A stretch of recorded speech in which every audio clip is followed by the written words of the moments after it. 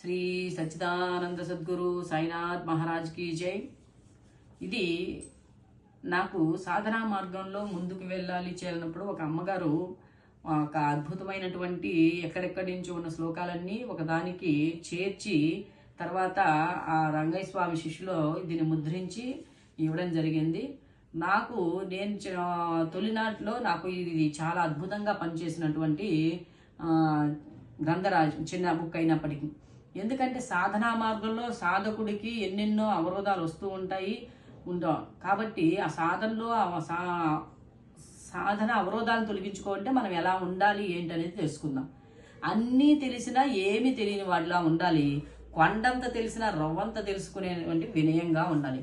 ఇక్కడ ఎప్పుడు కూడా మనకి వినయానికి చాలా ప్రాధాన్యత ఉంటుంది.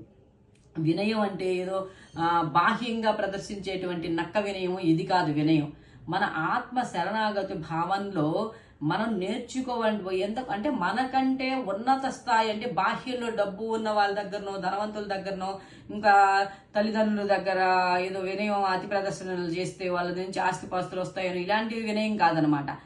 మనం ఏ రకమైన వినయం ప్రదర్శించినప్పుడు ఆత్మ జ్ఞానుల దగ్గర ప్రదర్శించేటువంటి వినయం, అది మనకు తెలియకుండానే లోపల నుంచే వస్తుంది. ఆ వినయంతో ఉన్నప్పుడు వాళ్ళు ఎంతో తెలిసినటువంటి జ్ఞాన పిపాసకుల దగ్గర మనం ఏమి తెలిసినా, ఇది మనకి సాయి సచ్చరిత్రలో బాబా గారి దగ్గర ఎన్నో గ్రంథాలు చదివినటువంటి కాఫర్డే, తాత్యాసు సాహెబ్ నోల్కరు, దీక్షిత్, మహల్షాపతి ఇట్లాంటి భక్తులు నోరు తెరిచి ఒక్క మాట కూడా మాట్లాడేవారు కాదంటండి.